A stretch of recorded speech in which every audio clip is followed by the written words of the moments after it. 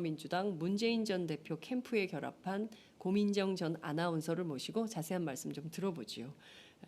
어서 오세요. 네, 안녕하세요. 네, 아우 너무 진짜 방송인이 오시니까 저처럼 가짜 방송인은 아니에요, 기가 아니에요. 죽어요. 아니 제가 더 긴장이 되고, 네. 그리고 밖에서 큐 사인 소리를 듣는데 왜 이렇게 반갑기도 하면서 네. 막 심장이 뛰기도 하고, 네. 그래 내가 있을 자리가 원래 마이크 앞이었나 이런 생각이 갑자기 들고 그래요. 그렇군요. 팟짱의 첫 출연이신데요. 네, 저희들이 첫 출연하신 분들께 꼭 부탁드리는 게 있어요. 네, 저희 방송이 추구하는 모토가 솔리데리티, 연대거든요. 그래서 연대에 저희 방송 함께 하시는 애청자분들께 네. 연대 인사 한 말씀 저희가 부탁을 좀 드리겠습니다. 네.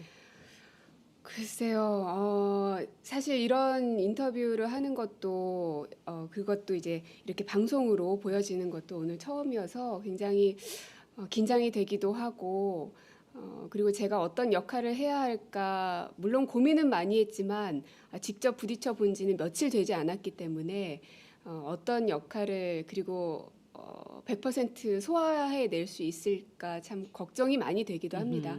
근데 이제 오마이뉴스는 제가 뭐 회사에 있을 때부터 KBS 있을 때부터 인터넷으로 참 많이 봤던 매체거든요. 그리고 공신력도 상당히 있는 것으로 저는 믿고 있고 그래서 저는 전 언론인이기도 하니까 네. 도움이 될 수 있는 존재가 되기를 예. 희망하고 스스로에게도 자꾸 네. 그러라고 재촉하도록 하겠습니다. 네. 지금요, 굉장히 많은 분들께서 댓글로 참여하고 계시는데요. 와, 고민정 너무 예쁘다. 여기가 조명이 좋은 것 같아요, 생각보다. 이쁘다. 헐, 막 이렇게. 조은님께서 이런 네. 메시지 주셨어요. 장 기자 빼고 고민정 씨가 팟짱 진행하면 안 돼요? 안 됩니다. 정말 단아하십니다. 팟짱 출연자 중에 제일 야, 이거 진짜 큰일 좋은데요, 났네. 되게 훈훈하고. 네, 팟짱 출연자 중에 제일 예쁘다. 맞습니다. 제가 생각해 보니까요. 지금까지 팟짱 제가 한 3년여 진행을 하고 있는데 제일 아름다우신 분이 저희 스튜디오에 나오신 것 같습니다. 고민정 문재인 화이팅 대박.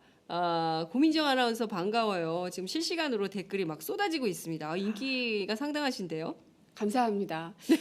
사실 지난주 토요일 날 네. 이제 문재인 전 대표의 북콘서트 진행을 하면서 그때 이제 처음 발표가 됐는데 네.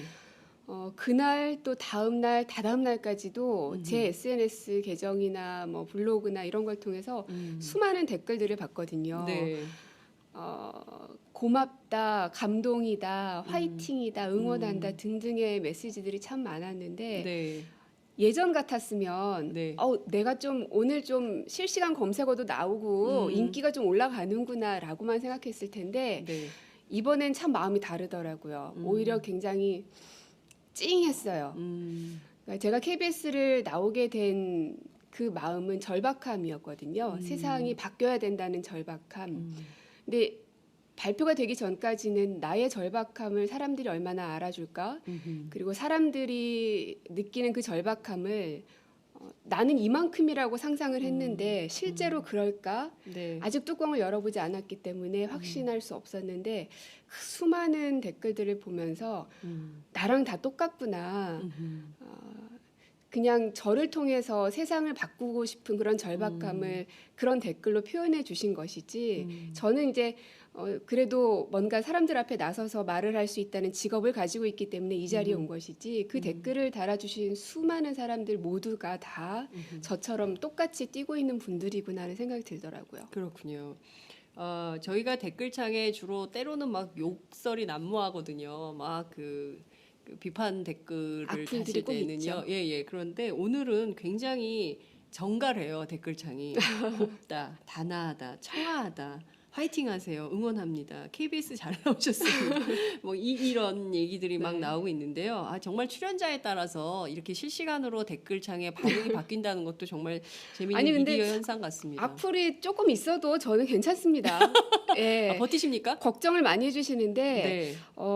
제가 14년 동안 아나운서 생활을 하면서 네. 악플도 물론 있었죠. 근데 그거를 처음 겪었을 때는 상처받고 왜 날 미워하지? 네, 이유도 네. 없이 막 그러면서 힘들어했었는데 시간이 점점 지나면서 느낀 거는 네. 사람들에게 그만큼의 사랑을 받고 있으면 10% 정도는 내가 세금을 낸다고 생각해야 되지 않나. 그래서 그 정도의 악플은 세금이다 생각을 하고 나니까 네. 그렇게 막 상처되고 그러진 않더라고요. 아, 그렇군요.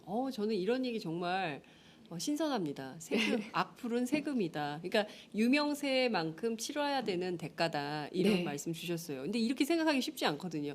내가 뭘 잘못했다고 이렇게 악플을 하는 거야. 뭐 이런 생각을 하는데 진짜 멋진 캐리어 우먼 고민정 화이팅. 이런 댓글이 달릴만하다. 이런 생각이 좀 듭니다.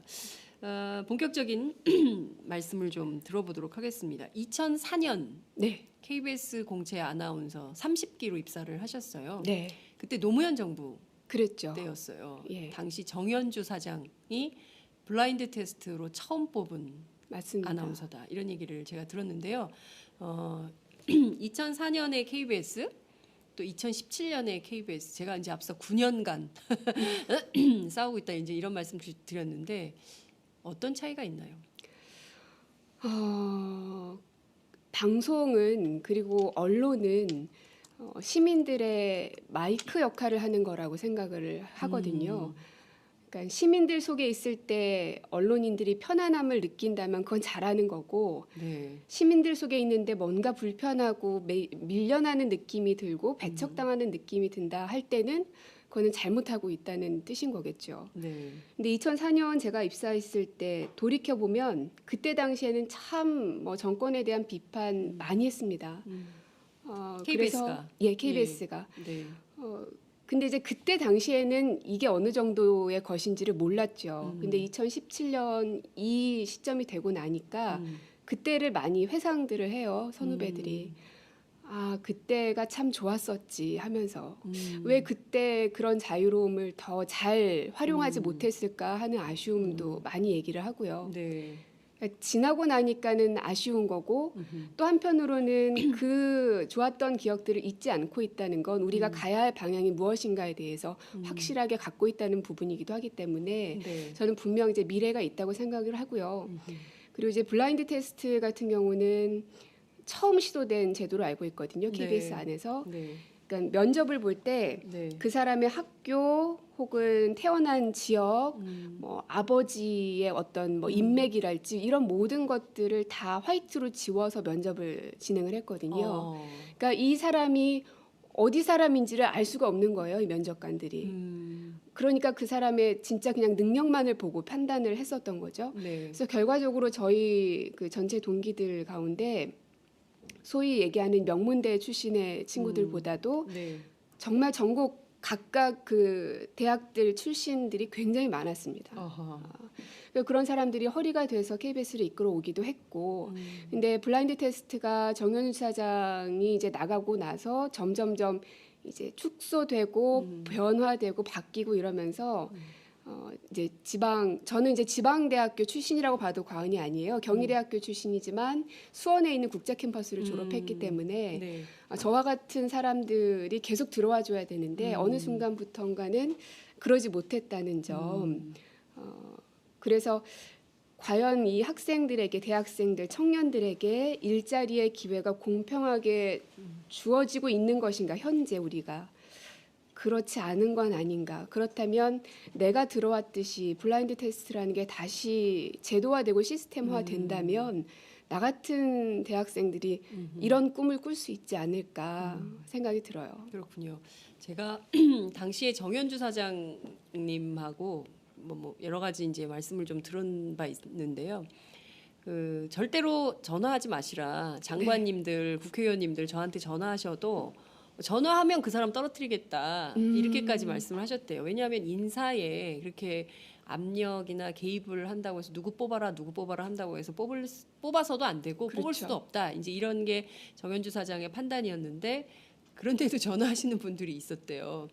그래서 정말 떨어졌나 봐요. 아, 전화를 해서 전화하는 불이익을 받네요. 대상자들, 불이익을 받다고 난리를 쳤다는데, 그러니까 그런 전범이 필요하다고 판단하셨다. 그런 얘기를 제가 이제 후일담 비슷하게 들은 적이 있었는데 그 블라인드 테스트로 뽑으니까 정말 창조적이고 훌륭한 인재들이 많이 들어왔다고 이제 얘기를 하셨어요. 네. 그래서 그분들이 역할도 굉장히 많이 했다. 이런 평가도 제가 들었는데 소위 노무현 정부가 끝나고 이명박 정부가 시작되면서 KBS 분위기가 많이 바뀌고 그때부터 블랙리스트 파문이 있었던 것 같아요.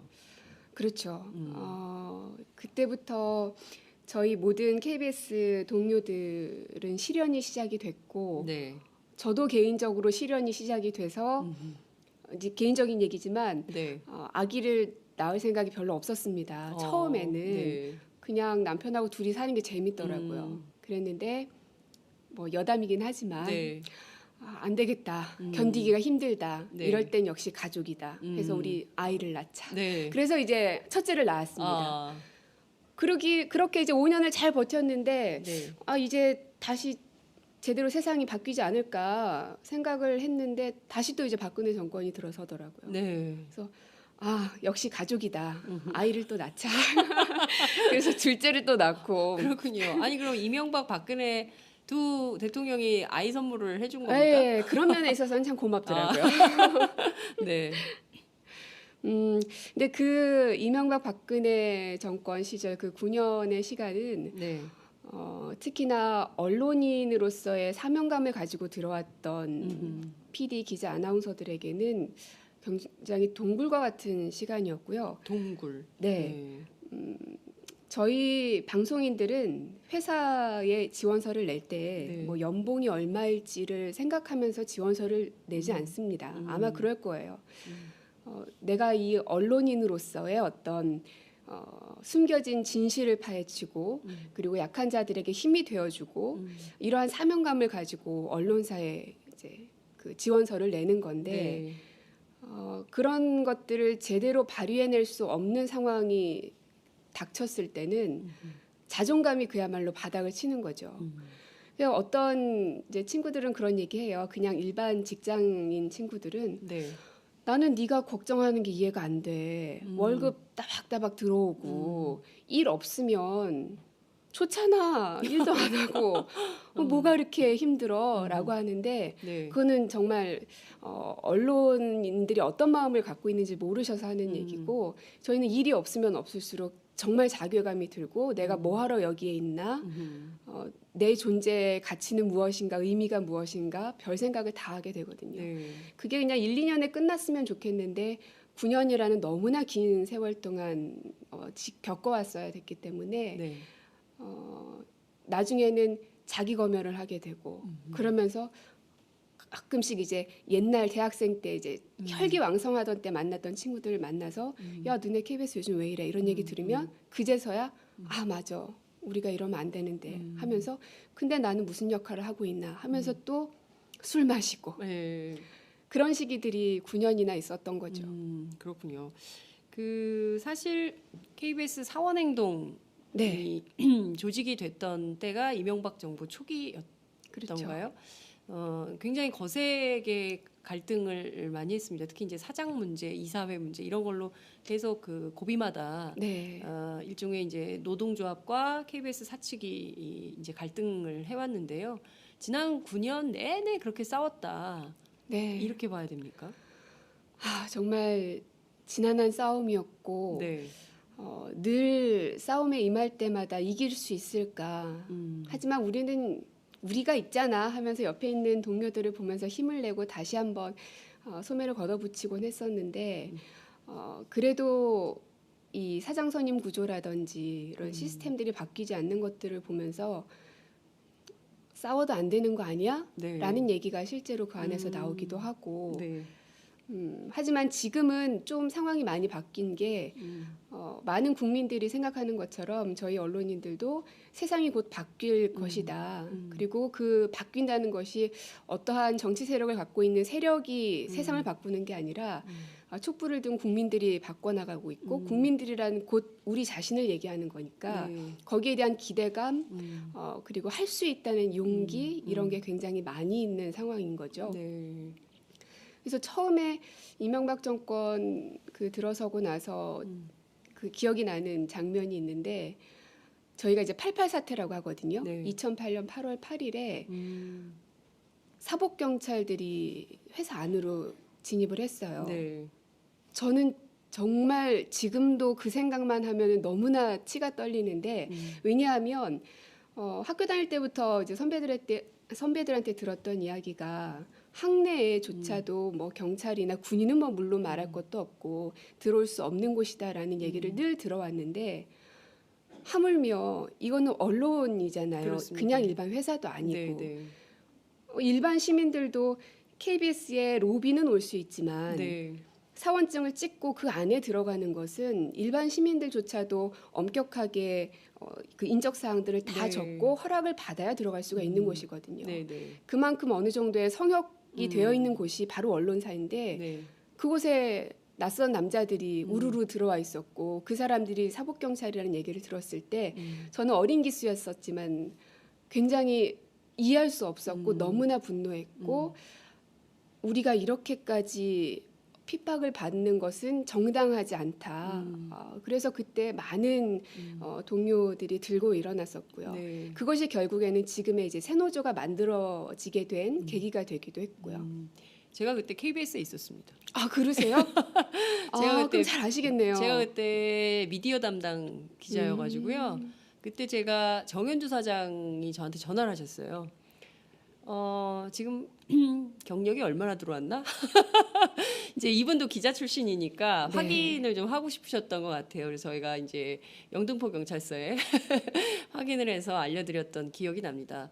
대단히 세게 붙었던 그리고 사실 그 방송국은요. 네. 저희들은 뭐 이렇게 그 자유롭게 출입하는 이렇게 그 스튜디오 같지 않은 스튜디오에서 방송을 하고 있지만 KBS, MBC, SBS 그 들어가는 출입 절차가 굉장히 까다롭죠. 그럼요. 예, 그리고 방송 시설은요 전쟁이 나도 보호가 되는 시설이에요. 그렇죠. 예, 왜냐하면 국민들에게 모든 사실을 알려야 되는 기관이기 때문에 엄격하게 기관 보호를 하는데 그곳에 사복 경찰들이 들이닥쳤다는 것은 그야말로 KBS 직원들 사원들로서는 이해하기 어려운 그런 상황이었을 거다 이런 생각이 좀 듭니다. 이명박 정권에서 박근혜 정권에 이르기까지 9년째 이른바 공영방송 사수투쟁을 하고 계시는데 얼마 전에 KBS 언론노조 KBS 본부가 네. 파업을 결의를 했어요. 네. 이제 파업을 하게 되는 건가요? 글쎄요, 제가 직원이 이제는? 아니라 이젠 직원이 아니라서 예, 예. 어떻게 진행될지는 모르겠지만 일단 제가 알기로는 한 80% 정도의 찬성률로 파업 결정이 난 걸로 알고 있고요. 네. 근데 제가 사표 수리가 된 게 1월 23일이거든요. 네. 그러니까 그 전까지는 회사를 다녔으니까 그때까지의 상황만 봤을 때 네. KBS가 그야말로 공정한 보도를 할 수 있게끔 하려면 무엇을 먼저 풀어야 될 것인가. 물론 이제 뭐 여러 가지 이제 국민들께서 바라보시는 KBS의 문제점, 뭐 제대로 보도를 하고 있지 않다, 뭐 광장에 나와도 우리가 진짜 겪고 있는 것들을 찍지 않고 막 이상한 걸 찍는다, 뭐 등등의 이런 얘기를 하시는데 그렇다고 해서 그 안에 있는 모든 그 젊은 PD 기자들이 이상하지는 않거든요. 네. 다들 올바른 사고와 가치관을 가지고 있는 사람들인데 이 조직의 시스템이 네. 저는 이제 기자가 아니라서 정확히는 모르겠지만 제가 알기로는 데스크가 어느 정도 이게 판단을 하잖아요. 네. 그리고 이제 국장, 본부장 또 사장까지 또 네. 현재 고대영 사장은 기자 출신이기도 하고요. 네. 그런 사람들 앞에서 말단에 있는 막내 기자가 자기의 의견대로 자기가 본 대로 모든 것들을 좌지우지할 수가 어려운 상황인 거죠. 그래서 결국에는 이 인력 그 구조 자체가 바뀌어야 되는 건데 네. 그러니까 국장도 바뀌고 본부장도 바뀌고 바뀐다는 게 단순히 그냥 사람이 다른 사람으로 바뀐다는 의미가 아니라 예. 진실을 보도할 수 있는 언론인으로서의 사명감을 갖고 있는 사람인지 그 사람이 수장이 되는지 우리가 지금 이 박근혜 게이트, 최순실 게이트를 보면서 느끼고 있지 않습니까? 네. 한 사람의 잘못된 판단과 그리고 행동들이 이 나라 전체를 얼마나 힘들게 했는지를 네. 방송국도 마찬가지거든요. 음. 그래서 그런 것들을 바꿔내야 네. 일선에 있는 PD 기자들이 또 아나운서들이 정말 진실을 보도할 수 있게끔 될 수 있는데 지금은 일단 사장을 선임하는 그 구조 자체가 제도 자체가 네. 공정한 사장을 뽑을 수 없는 상황이거든요. 음. MBC도 물론 마찬가지고요. 그렇습니다. 예. 그래서 지금 노조에서도 그렇고 늘 얘기해 왔던 것이 이제 방송법 개정이 우리에게는 정말 풀어야 될 숙제다. 첫 번째이자 마지막이라고 말할 수 있을 정도로. 그래서 아마 그쪽에 더 집중을 해서 아하. 파업을 진행하지 않을까 저는 그냥 추정을 해보는 바입니다. 그렇군요. 이를테면 지금 KBS가 보도되는 구조가 현장 기자 오마이뉴스 같은 경우에는 현장 기자가 본 대로 네. 그리고 들은 대로 그대로 기사가 나가는데 KBS 같은 경우에는 현장 기자가 현장에서 이런 판단을 하고 기사를 올리면 데스크가 야 그 방향 말고 다른 거 없어? 다른 방향 취재해봐 해서 기사를 바꿔가지고 전혀 다른 논조의 내용이 보도가 되고 있다 이런 말씀이신가요? 그런 부분이 있다고 저는 생각이 들어요. 아. 왜냐하면 일선에 있는 PD 기자들을 만나보면 네. 자기들도 토요일마다 촛불을 들고 광장에 나가거든요. 네.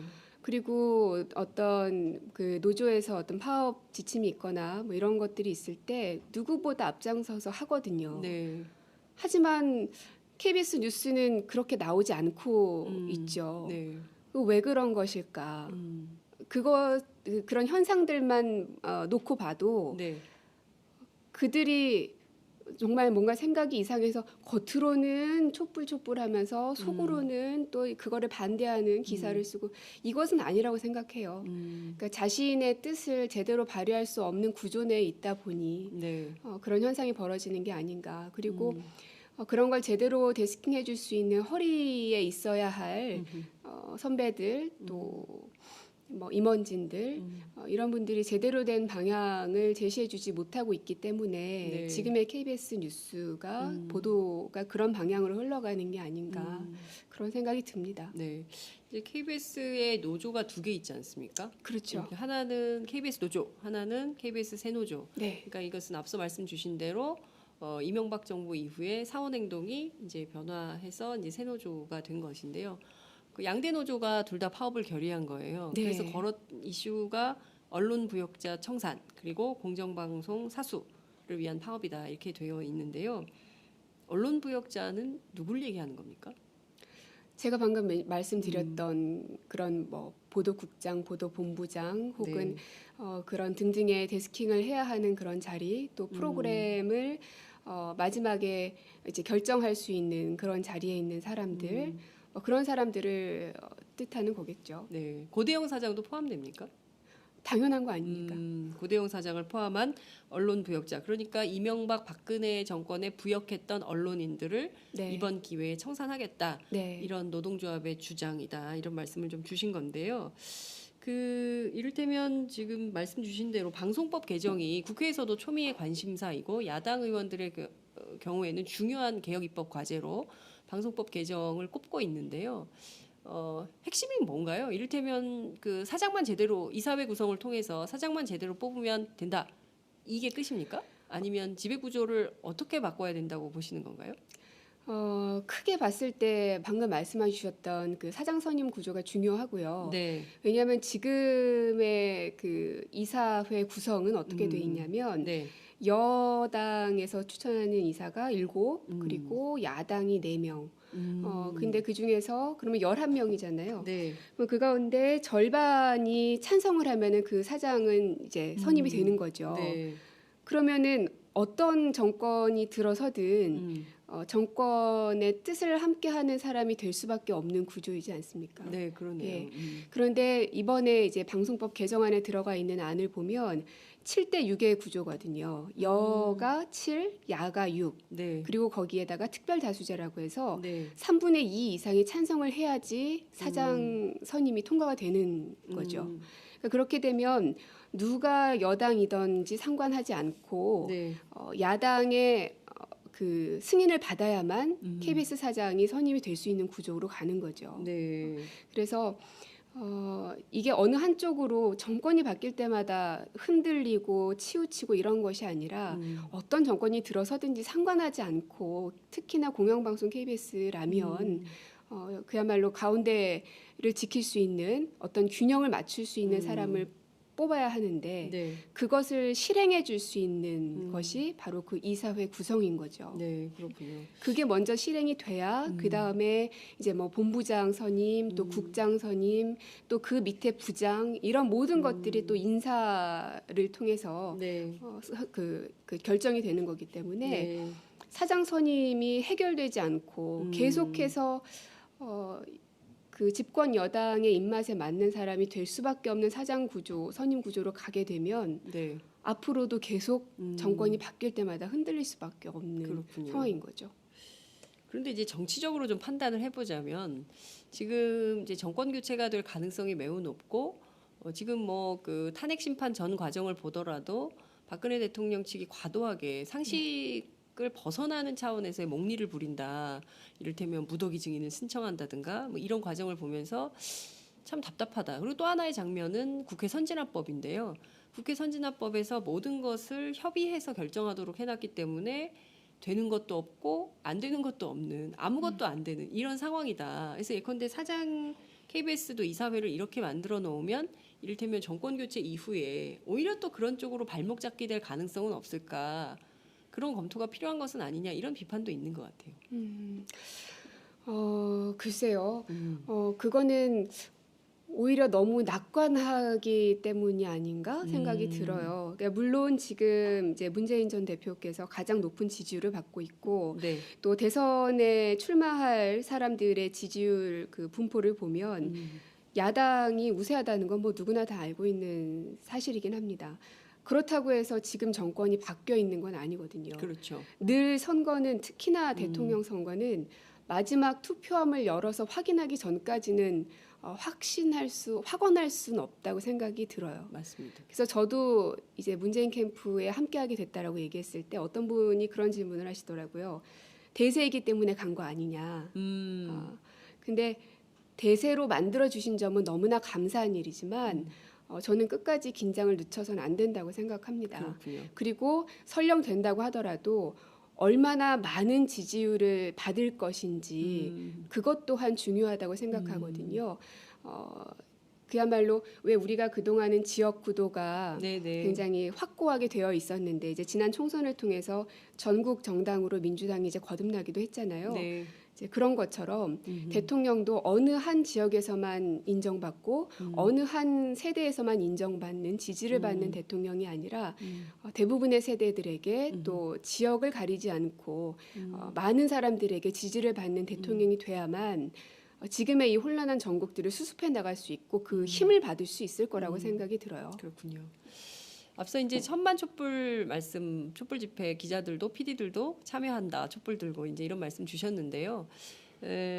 벌써 100일이 그렇더라고요. 지났습니다. 예, 그런데 그 이 사이에 공영 언론 무슨 일 했냐? 오히려 JTBC 손석희 사장이 큰일했다, 열일했다 이제 이런 평가를 대중들이 하고 있습니다. 네. 개인적으로 좀 어떻게 평가하세요? 배가 아프기도 하고요. 근데 더 큰 마음은 저도 JTBC를 매일같이 봅니다. 뉴스룸을 매일같이 봐요. KBS 아나운서가 네. JTBC 뉴스룸을 매일 봐요. 그렇습니다. 예. 그래서 심지어 저희 아이들은요. 네. JTBC에 나오는 기자들 이름을 다 알아요. KBS 기자를 알고 저 사람 만나고 싶다고 하면 내가 바로 만나게 해줄 수 있는데 아쉽게도 네. 근데 비단 이거는 이제 저만 그런 게 아닐 거예요. 많은 특히나 이제 저 또래의 그런 네. 젊은 세대들이 JTBC 뉴스룸을 보고 있다는 건 뭐 모두가 다 아는 사실이니까요. 네. 그래서 너무나 감사하고 네. 그러한 방송을 해서 참 감사하고 없었더라면 과연 우리가 이만큼 끌어올 수 있었을까? 그리고 게다가 손석희 앵커는 아나운서 선배이시잖아요. 그렇죠. 그러니까 아나운서들에게는 어찌 보면 새로운 모델이 되어 주신 거죠. 그런 선배가 없으셨으니까. 네. 전체적인 그 뉴스를 진행하고 이끌어가면 물론이고 이 전국의 어떤 여론 흐름까지도 만들어가고 있는 만들어간다는 의미보다는 사람들이 생각하는 민의를 제대로 짚어내고 있는 것이죠. 그러니까 그런 날카로운 시선을 가지고 있다는 점. 근데 그게 또 아나운서 선배라는 점. 그게 너무나 자랑스럽고 네. 그래서 어디 가서 사람들이 뭐 뉴스룸 손석희 이런 얘기하면 우리 아나운서 선배 뭐 이렇게 얘기를 꼭 해요. 네. 한 번도 제가 만나뵙지는 못했거든요. 네. 근데도 그냥 왠지 손석희 선배님은 하면서 얘기를 하게 되고 네. 그만큼 제가 이제 자랑스러워서 그렇군요. 예. 예. 그 이제 이를테면 정치도 또 언론도 모두 좀 우리 사회를 세상을 조금 더 이롭게 또 좋은 세상으로 만들기 위해서 그러니까 공적인 역할을 하는 사람들이다. 저는 개인적으로 그렇게 보는데요. 그러니까 세상을 바꾸는 건 꼭 정치인만 하는 것이 아니라 언론인도 세상을 바꾸는데 그럼요. 일조를 한다. 이를테면 이제 고민정의 인생에 손석희 모델이 있을 수 있고요. 또 어떤 정치인의 모델이 있을 수 있는데, 그러니까 손석희 모델보다는 정치의 모델을 선택하게 된 가장 큰 이유는 뭘까요?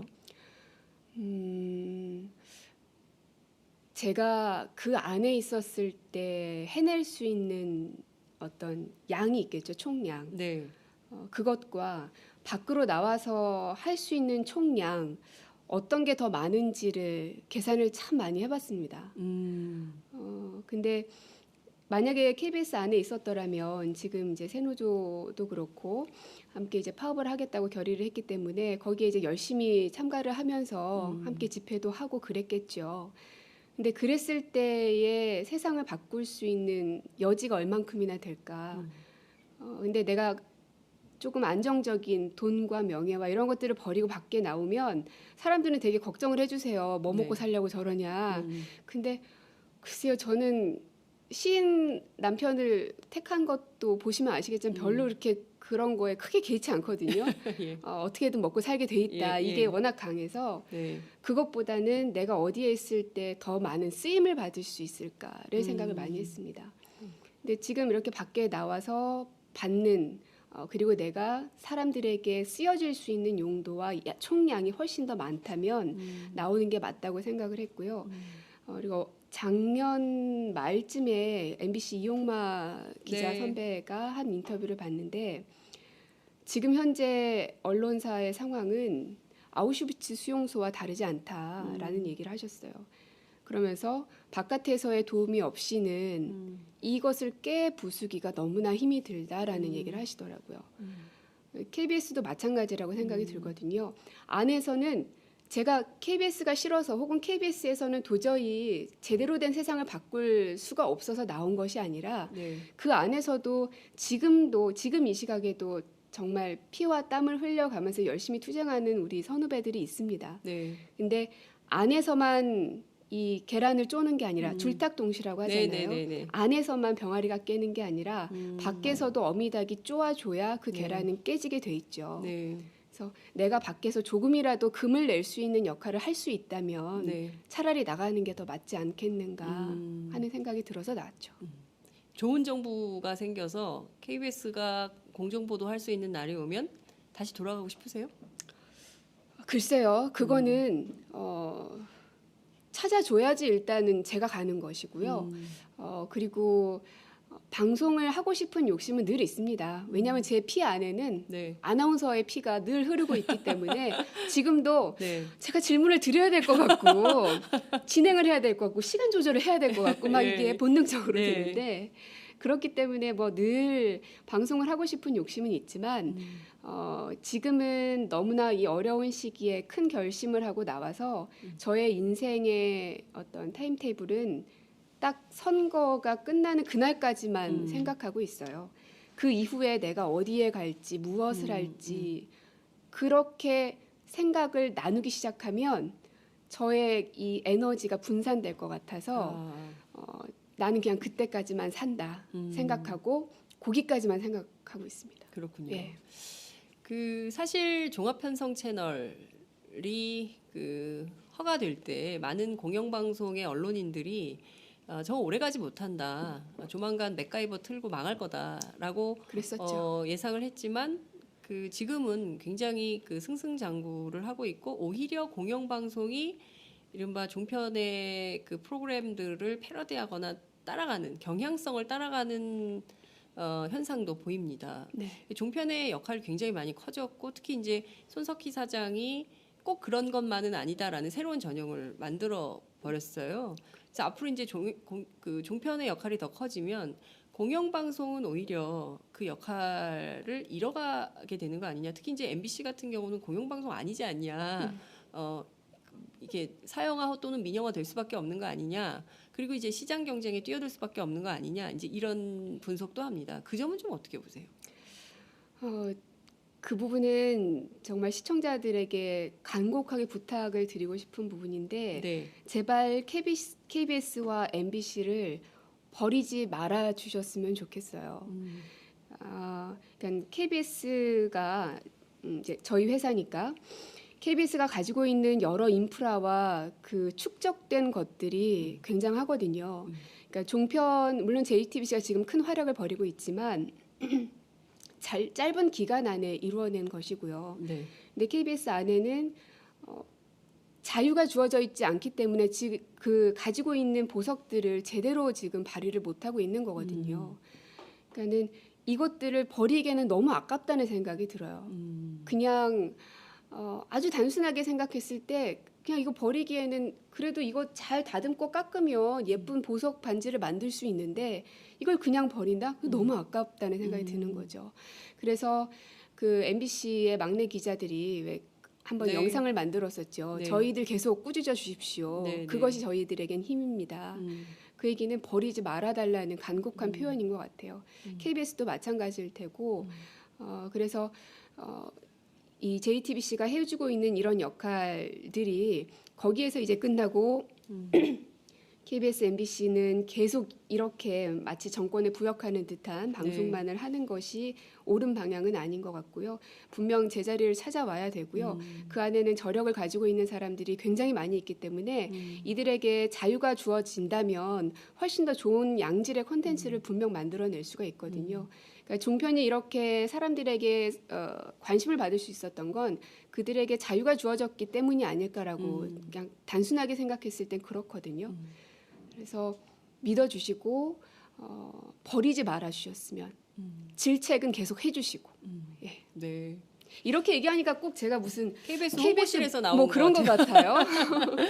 근데 그 진심을 아마 그 애청자분들께서는 충분히 이해하실 것 같다는 생각이 좀 듭니다. 실제로요.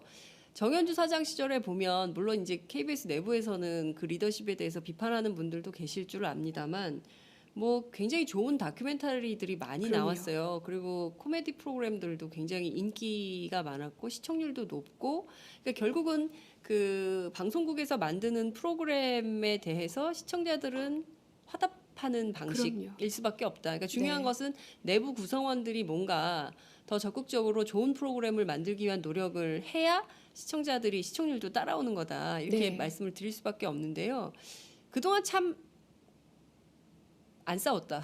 물론 이제 9년간 싸웠다고 하시지만 문화방송 같은 경우도 좀 너무 직장인화 되어 있는 거 아니야? 언론인이라고 하기에는 너무 안 싸우는 거 아니야? 그렇다고 해서 어떻게 매번 싸우냐 이런 그 고민, 답답증 이런 것도 있을 줄로 압니다만 이게 참 그렇게 돼버린 그러니까 이를테면은 직장인화 되는 것에 대한 경계. 그 내 안의 경계 이런 것들도 좀 있으신가요? 그 KBS 공영방송 종사자들이? 그것을 멈추게 하기 위해서는 그래서 지금이 아주 중요한 타이밍이라는 생각이 드는 그렇군요. 거죠. 만약에 한 번 더 이명박 박근혜 정권의 연장선상에 세상이 5년이 더 펼쳐진다면 돌이킬 수 없는 상황까지 갈 거란 생각이 듭니다. 그러니까 언론인들도 사람이기 때문에 시간이 지나다 보면 말씀하신 것처럼 자꾸 둔해지고 네. 나도 모르게 자기 검열을 하게 되고 그러다 보면은 그냥 편안한 게 좋고 네. 뭐타로 머리 아프게 새로운 아이템 자꾸 만들고 그래 그냥 시키는 거 하면 누가 뭐라고 하지도 않고 그냥 그렇게 살게 될 수도 있거든요. 네. 그러니까 그것을 막게 하기 위해서는 지금이 진짜 마지막이라는 생각이 들어요. 그래서 힘든 상황이지만 KBS 노조에서도 파업을 해야겠다고 결정을 한 것 같고요. 네, 그렇군요. 어찌됐든 지금의 이 변화를 사실은 혁명기죠. 그 언제 한번 대한민국에서 이렇게 적폐청산의 소리가 그럼요. 컸던 적이 네. 있습니까? 그러니까 언론 부역자라는 말도 사실 해방 정국에서 나왔던 얘기가 아닌가 참 부끄러운 싶습니다. 일이죠. 예, 그러니까 어찌됐든 다시 한번 역사를 뒤로 돌릴 수 없기 때문에 여기에서 공영방송 언론인 특히 이제 KBS 노동조합 파업을 결의했기 때문에 시청자 여러분들께서도 많은 성원, 지지 이런 것들이 있어야 안에서도 힘을 갖고 더 세게 싸울 수 있다 이런 말씀을 좀 드릴 수 있을 것 같습니다. 무수한 정치인이 많았는데 아까 대세 때문은 아니라고 하셨어요. 왜 문재인입니까? 사람들은 그 문재인의 품성 얘기를 대부분 많이 합니다. 지난번 총선에서 영입됐던 분들의 공통적인 얘기가 그 눈빛을 보면은 허락을 할 수밖에 없다. 뭐 이런 얘기들. 사슴을 닮은 눈빛이다. 예. 예. 근데 저도 만나보니 역시 그렇긴 하시더라고요. 문재인 어. 대표가 먼저 만나자 하셨어요? 아 그렇죠. 음. 예, 제가 집 앞에 찾아가서 만나 주십사 이건 아니었고요. 네. 한번 봤으면 좋겠다 해가지고 만나 뵀는데. 내외분을 같이 만나신 겁니까? 네네. 글쎄 왜 그러셨을지는 모르겠는데 어떻게 알고 찾아왔을까요? 왜냐하면 저희 부부는 네. 뭐 나이 차이도 많이 나고 직업도 다르지만 처음 만났을 때부터 늘 세상을 보는 가치관이 같았어요. 물론 조금씩 이견은 있습니다. 네. 근데 거기에 대해서 서로 토론하고 대화를 나눴지 큰 틀은 늘 같았거든요. 그러다 보니까 사람들을 만날 때도 그냥 단순하게 밥 먹고 술 마시고 이런 사이는 각자의 사람들이 있지만 어떤 신뢰를 주고받을 수 있는 사이의 사람들 그런 사람들은 이상하게 희한하게 둘이 공통으로 알게 되더라고요. 동지적 관계시네. 약간 그런 것 같아요. 한 예, 배를 꼭 타 동지네요. 있는. 예, 네. 예. 그래서 그 캠프 쪽에서도 처음에 남편한테 전화가 왔었고요. 아하. 아마도 저를 이제 걱정했었던 것 같아요. 왜냐하면 고민정은 KBS를 떠나야 되는 상황이니까 그러면 당장에 일단 경제 생활이 걱정이잖아요. 네네. 근데 어느 누가 너 회사 그만둬. 근데 난 아무것도 책임져 줄 수 없어라고 얘기할 수 있겠어요. 그러니까 미안하니까 나한텐 바로 못하고 네네. 남편한테 이렇게 쿠션, 쓰리 쿠션이라고 네네네네. 하나요? 뭐 이런 걸로 해가지고 얘기가 들어왔죠. 네. 그래서 문재인 대표께서 만나자고 했을 때도 우리 둘이 이제 같이 가서 얘기를 나누고 왜냐하면 저보다 11년을 더 살았기 때문에 네. 11년만큼의 세상을 보는 눈이 좀 더 있어요. 네. 그래서 늘 어려운 결정을 내려야 될 때는 항상 꼭 얘기를 하거든요. 네. 토론을 하고. 그래서 대표님도 기왕이면 같이 만났으면 좋겠다라고 마음은 생각은 하고 있었는데 네. 마침 같이 오라고 해주셔가지고 만나 뵀었죠. 그렇군요. 그 만나 보니까 끌리던가요? 네. 저는 아. 요즘에 TV를 보면 참 멋있게 나이 드셨구나 하는 생각이 많이 들어요. 일단 문재인 그냥 대표. 비디오만 봤을 때. 네. 예. 아 그래 나도 저렇게 늙으면 참 좋겠다 하는 생각 비주얼이 되죠, 비주얼이. 되시죠. 예. 네. 근데 거기에다가 그분은 어쨌든 대세를 이루고 있는 그야말로 엄청난 정치인인데 네. 저는 뭐 제가 9시 뉴스를 진행하기 했습니까? 뭐 열린 음악회를 진행하기를 했습니까? 뭐 KBS에서 간판 프로그램을 진행하지를 않았거든요. 그냥 일개 아나운서인데 네. 딱 만나 뵀을 때 어떤 정치인의 위압감 이런 게 전혀 느껴지질 않아서 오히려 당황스러웠어요. 아 그래요. 예. 제가 방송하면서 그래도 수많은 정재계 사람들을 네네. 만나잖아요. 인터뷰 네, 때문에 해보면 악수만 딱 해보면 압니다. 이 사람이 맞습니다. 나에 대해서 어떤 생각을 갖고 있는지. 근데 이분은 처음 만났을 때 인상도 그렇지만 한 2시간 정도 밥을 먹으면서 이야기를 나눴는데 내내 그냥 이 시대의 어른 같은 느낌 그리고 존경할 만한 사람이구나 하는 느낌 참 많이 받았고요. 근데 그렇다고 해서 문재인이라는 사람이 좋아서 이 길을 택한 것만은 아닙니다. 네. 그 사람이 가지고 있는 능력 또한 제가 결정할 수 있는데 큰 역할을 했는데요. 굉장히 혼란스러운 시국이고 그리고 이제 선거가 끝나고 나면은 인수위 없이 바로 네. 이제 국정을 운영해야 되는 상황에서 이 수습을 잘 해낼 수 있는 사람 결국은 준비된 사람이 해야 되는 거거든요. 네. 국정 운영에 대한 경험 또한 있어야 되고 음. 그런 부분에 있어서 문재인 전 대표 같은 경우는 이미 참여정부 시절에 국정 운영 경험이 있고 네. 또 지난 총선을 통해서 전국 정당을 만들어내는 그러한 능력도 있고요. 그리고 지금 현재에도 여러 가지 정책들을 만들기 위해서 매주 포럼을 갖고 또 정책들을 발표하고 계시거든요. 그러니까 이런 것들을 봤을 때 이런 준비된 사람이 해야 이 혼란들을 수습해낼 수 있지 않을까.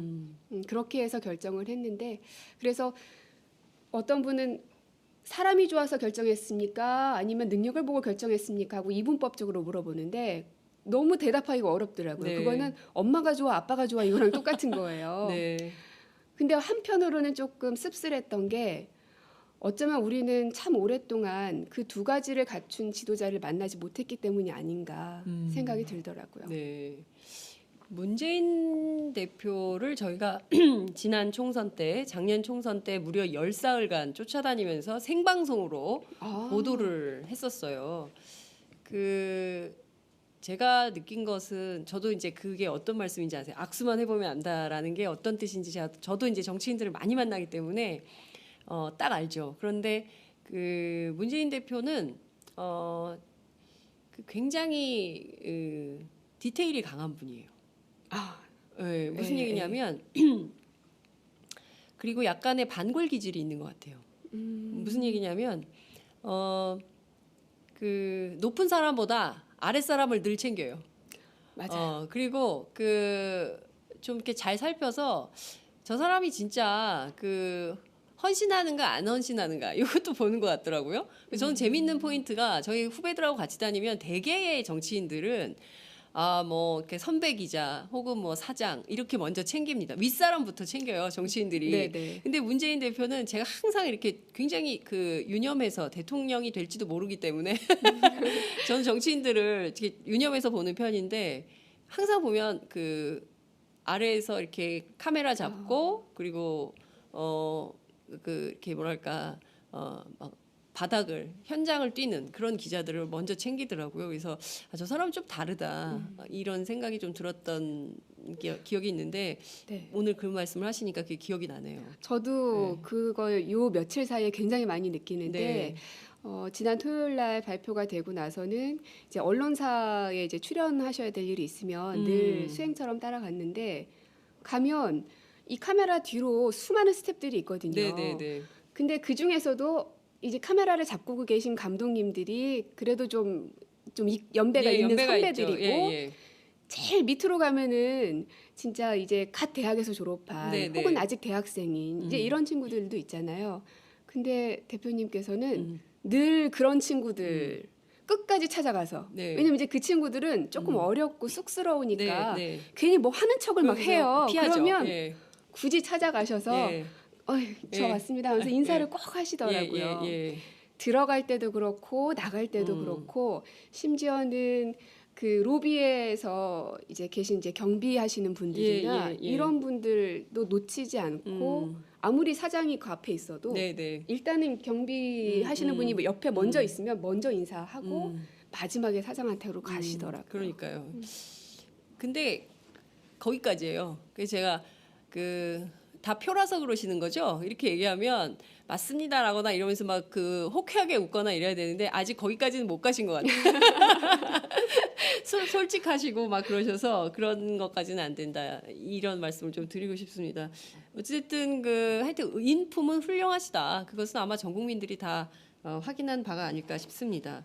그런데요, 문재인 대표가 자리 보장을 잘 안 해서 캠프 네. 안에서도 여러 논란과 논쟁이 된 그래요? 바가 있는 걸로 제가 취재 결과 알고 있습니다. 어떤 자리를 보장 받으셨어요? 일단 제가 캠프 자체가 아직 발족이 안 됐기 때문에 네. 그리고 뭐 사무실이 어디에 있는지도 잘 모르는 상황이고 그래서 그 안에서 무슨 일이 일어나는지까지는 잘 모르겠는데요. 만약에 대표께서 처음 저를 만났을 때 조금만 고생합시다. 그러면 괜찮아질 겁니다. 라는 식의 얘기를 했다거나 자리를 보장해 줄 수 있는 어떤 제안을 했더라면 저는 절대로 그 손을 잡지 않았을 거예요. 그거는 이제 각자가 살아가는 그냥 삶의 가치관인데요. 네. 나름의 자존심이기도 하고. 네, 네. 예전에 한번 그런 일이 있었어요. 남편하고 저와의 그 러브 스토리를 본 어떤 뉴욕에서 활동하던 한국인 작가가 네. 두 사람을 모델로 작품을 만들고 싶다라고 이제 메일을 보내왔어요. 처음에는 이게 진짠가 가짠가? 그래도 한번 만나보자 해서 만났는데 그 사람이 했던 얘기가 뭐냐면 저는 그렇게 부유한 예술가가 아닙니다. 그래서 죄송하지만 모델료는 드릴 수 없을 것 같습니다. 네네. 대신에 작품을 만들면 그 중에 하나를 좀 작게 해가지고 드리겠습니다라고 하더라고요. 그래서 그 얘기를 딱 듣는 순간 저희 남편과 저는 그래 이 사람이야. 저희는 어떤 마음을 갖고 나갔냐면 만약에 이 사람이 모델료를 준다고 하면 네. 그 얘기는 이 사람의 인지도를 돈으로 사서 작품에 어느 정도 반영을 해서 그걸로 판매를 하겠다라는 속셈으로 읽을 수도 있잖아요. 네, 네. 근데 이 사람은 그렇지가 않았던 거죠. 그것이 저는 사람의 마음을 사는 방법이라고 생각을 하거든요. 근데 그래서 그 작가하고는 지금까지도 정말 중마고와 같은 그런 관계를 맺고 가고 있는데 네. 대표님이 또 그런 모습을 저희에게 보여주셨어요. 네. 그래서 이 사람이라면 진짜 믿어도 되고 네. 무엇보다도 나의 인생을 걸어볼 만한 사람이구나라는 확신이 자리를 보장하지 않았기 때문에 네. 예. 고민정 아나운서도 굉장히 특이하다 라는 생각이 좀 듭니다. 대개의 경우는 아니 뭐 정치를 하는데 한 자리를 약속을 해야 내가 적극적으로 하든가 말든가 하는데 그런 것도 없이 말이야 자꾸 도와달라 그러면 그럼 되겠어? 뭐 이런 얘기를 많이 하거든요. 그런데 고민정 아나운서 만약에 그랬다면 난 안 했을 거다 이런 네. 얘기를 하니까 고민정 아나운서도 이게 내공이 보통은 아니다. 아직 많이 부족합니다. 이런 말씀을 좀 드리게 됩니다. 수많은 방송인들, 방송 기자 출신들이 정치를 합니다. 뭐 여러 모델들이 있지요.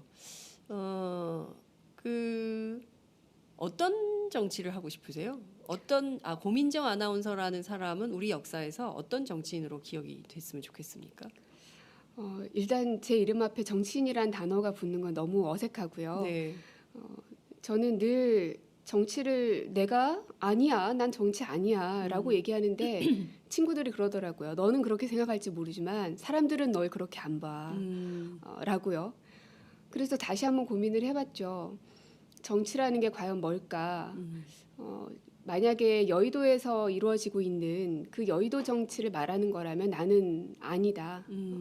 근데 내 아이를 어떤 학교에 보내야 할지, 그리고 내가 어떤 직장에서 육아휴직을 얼만큼 쓰고 또 내가 시장에 갔을 때 고기를 어떤 제품으로 미국산을 살지 한국산을 살지 등등 이런 고민을 하는 모든 것들이 또한 정치라고 생각하거든요.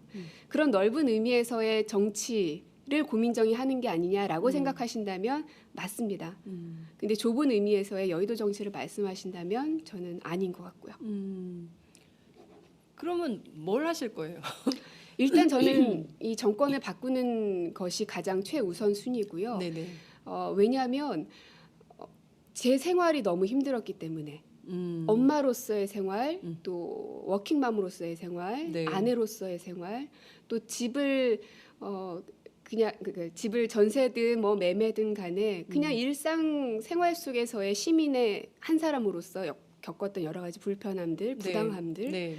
이런 것들이 저 혼자 마음을 어떻게 먹는다고 해서 바뀌지 않더라고요. 결국은 시스템 바뀌고 제도가 바뀌고 이 세상이 바뀌어야 저의 삶 또한 윤택해질 수가 있더라고요. 그래서 근데 이제 한편으론 나는 어떻게든 견뎌갈 수 있겠어. 근데 네. 이제 아이가 생기고 나니까 네. 조금 달라지더라고요. 저는 이제 아이들한테 많은 걸 물려줄 수 없는 사람이거든요. 네. 그렇다면 내가 아이들한테 해줄 수 있는 건 뭔가? 나 같은 사람은 아이들에게 물려줄 수 있는 건 이 세상밖에 없는 사람이거든요. 네네. 그렇다면 기왕이면 이 세상을 억지로 살아내야 되고 견뎌내야 되고 짓밟히면서 혹은 남을 짓밟으면서 견뎌야 하는 그런 세상을 물려주고 싶지는 않더라고요. 그건 엄마의 마음인 것 같아요. 네. 그래서 아이들이 정말 살고 싶은 세상, 좋은 세상을 물려줄 수 있는 역할을 내가 지금 할 수 있다는 확신이 들었고 네. 자신감도 있고 그랬기 때문에 이 자리에 온 것이지 뭐 정치를 어떻게 하겠다. 정치도 잘 모르고요. 더더군다나 저는 뭐 취재 현장에서 취재를 했던 기자나 PD도 아니고요.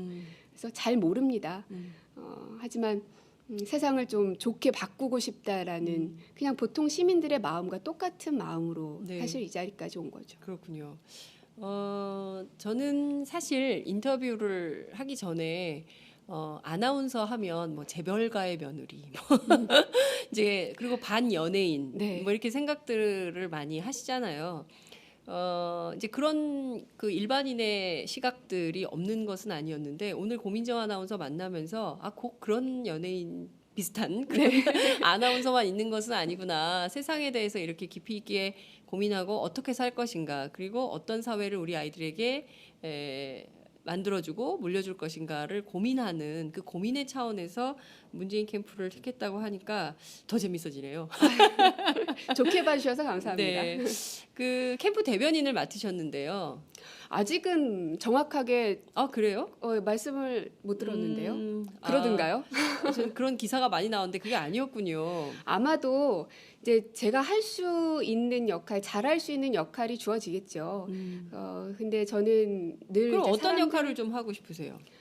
사람들 앞에 무언가를 전달하는 역할을 지금까지 해왔고요. 아하. 그리고 일반 시민들에게 정치라는 영역은 참 어려운 영역이죠. 그래서 어떤 분들은 아유 그냥 머리 아파, 아유 몰라, 내가 그거 뉴스 하나 몰라도 괜찮아, 이런 네. 분들이 참 많으신데 이제 그런 분들에게 좀 더 친근하게 혹은 쉽게 설명해 줄 수 있을 것 같고요.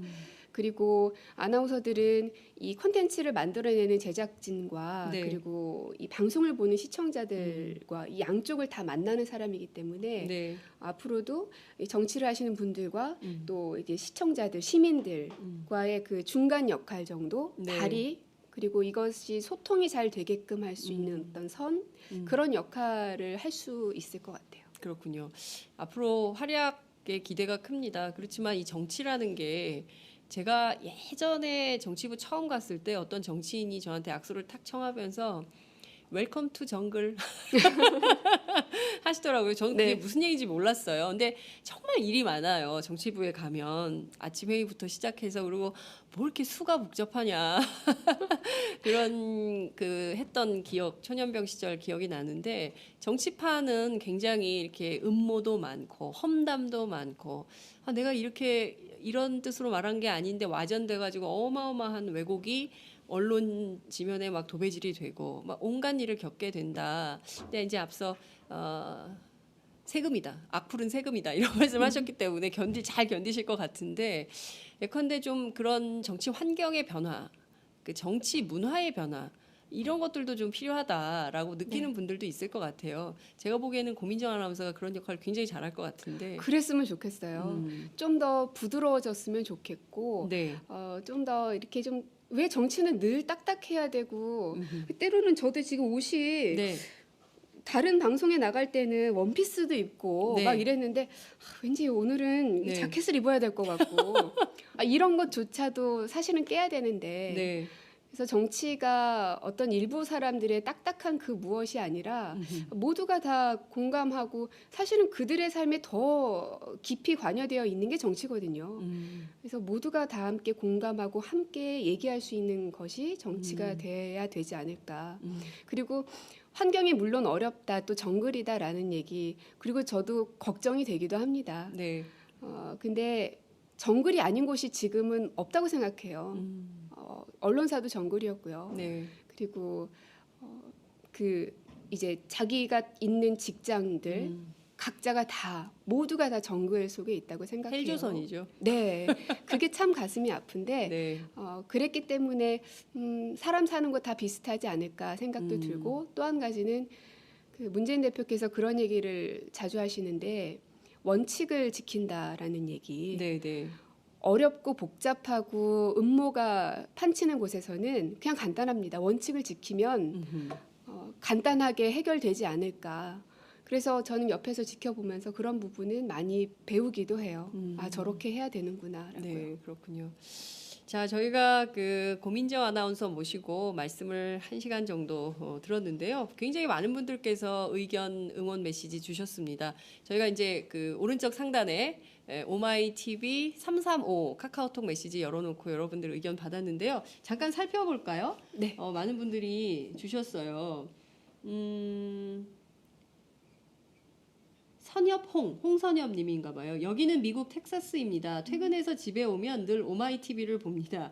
장윤성 기자님 덕분에 미국에서 생활하면서도 한국의 현 상황에 대해서 균형 있는 인식을 유지할 수 있습니다. 이게 이제 고민정 아나운서 얘기를 써주셔야 되는데 제 얘기를 써주셨습니다. 아, 팬들이 많으시네요. 네, 아니 꼭 그렇진 않은데요. 악플도 많습니다. 이준성님께서 고민정 아나운서님 나오셨네요. 고민정 아나운서님 KBS에 있으실 때 프로그램도 본 적 많았고 너무 힘든 결정이셨을 텐데 응원합니다. 고민정 아나운서님 파이팅! 이렇게 외쳐주셨습니다. 매일 새로운 연정망. 아유 제가 목이 다 메네요. 고민정 아나운서를 잘 모르지만 KBS 볼 때마다 눈빛이 맑다 생각했는데 너무 예뻐요. 미모가 출중하시다는 의견 주십니다. 윤님께서요. 왠지 회사 안에서 많이 답답하셨을 것 같은데 어떤 것이 마음이 돌렸는지 궁금해요. 어떤 마음이 들었는지 궁금해요. 이런 뜻인 것 같은데요. 자 그리고 위대한 방창영님께서도 실시간인가요? 맞습니다. 저희 실시간으로 방송하고 있습니다. 이혜경님께서 고민정 아나운서님 마음도 예쁘고 얼굴도 예쁘세요. 어려운 결정 감사합니다. 항상 응원할게요. 이런 메시지 주셨습니다. 장경철님께서는 언론개혁에 앞장서 주십시오. 이런 의견 주셨고요. 그리고 신정현님께서는 멀리서나마 문재인 후보 적극 지지합니다. 팟짱 화이팅. 이런 의견 주셨습니다. 베리타스님께서는 걱정 마세요. 정부부터 바꾸면 다음은 언론 차례입니다. 이번 기회에 국민들의 시각이 많이 변해서 언론도 그렇고 정치도 그렇고 어느 정도 선을 넘으면 가만히 지켜보고 있지만은 않을 테니까요. 이런 의견 주셨습니다. 구근영님께서 고민정 아나가 나오셨군요. 재미있게 시청하고 있습니다. 이런 의견 주셨습니다. 네. 모두 감사드립니다. 제가 카카오톡 읽느라고 유튜브를 못 봤어요. 유튜브로도 굉장히 많은 거기로도 분들께서 그 글이 올라와요? 네, 유튜브 또 페이스북으로도 많은 의견 주셨는데 저희가 일일이 소개하지 못해서 죄송합니다. 이제 시간이 다 돼서 마무리를 네. 좀 해야 될 것 같은데요. 끝으로 큰 중대 결심을 하셨는데요. 앞으로 고민정 아나운서님의 길에 혹은 함께하거나 혹은 또 질책을 하실 수많은 국민들께 한 말씀 하시죠. 네. 방금 댓글을 들으면서 진짜 잘해야 되겠구나 하는 생각이 든 게 예쁘다는 얘기만 많아서 그걸로 해서는 안 되는데 그래 내가 더 많이 공부하고 그리고 더 이 안에서 필요한 역할들을 해야 되겠구나 하는 생각이 들었어요. 지켜봐 주시고요. 그리고 이 사람이 얼마나 잘하고 있는지 늘 질책해 주시고 늘 열려 있으니까요. 바른 길을 갈 수 있도록 이끌어 주셨으면 좋겠습니다. 네. 앞으로 직업에 맞는 적합한 역할이 주어질 겁니다. 거창한 거 기대하지 않습니다. 함께해 주세요. 이런 의견들도 많이 올라와 있습니다. 오늘 저희 스튜디오를 정말 환하게 밝혀 주셨습니다. 지난 3년간 팟짱을 진행하면서 최고의 미인 팟짱 출연자 가운데 가장 아름다우신 고민정 아나운서님 모시고 저희가 말씀 들어봤고요. 종종 출연하세요. 그래서 네. 답답한 것도 토로하시고 또 좋은 일 있으면 그 홍보도 하시고요.